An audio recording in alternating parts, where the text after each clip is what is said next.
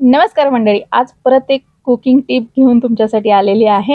तर बऱ्याच नवशिक्या मुली असतात, थालीपीठ खायला तर आवडतं पण थापायला जमत नाही। त्यासाठी अगदी सोपी थालीपीठ करण्यासाठी आपण कॉटनचा कापड वापरतो। कॉटनचा कापड स्वच्छ धुवून धावून पिळून पोळपाटावर घालायचा, त्यावर पिठाचा गोळा ठेवायचा, हलकासा दाबून घ्यायचा आणि त्यावर प्लास्टिक पेपर किंवा मी इथे इकोबेकचा हा पेपर वापरलाय, त्याला हलकासा पाण्याचा हात लावून तो पेपर पिठावर ठेवायचा आणि जशी चपाती लाटतो ना तशा पद्धतीने हे थालीपीठ लाटून घ्यायचं आहे। फक्त पोळपाट तुम्ही गोल गोल फिरून याला मस्त गोल आकारात लाटू शकता किंवा तुम्ही गोल गोल फिरून लाटून घ्या, पण मस्त असं हे थालीपीठ लाटल्या जातं। थालीपीठ जाडच असावं आणि पीठ इतकं सॉफ्ट असतं ना थालीपीठाचं की सरसर ते लाटल्या जातं।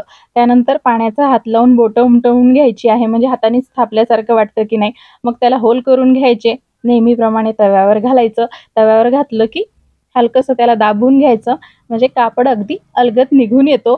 त्यानंतर मध्यम आचेवर तेल किंवा तूप लावून हे थालीपीठ मस्त खरपूस असं भाजून घ्यायचंय, तेव्हाच खमंग लागेल ना खायला।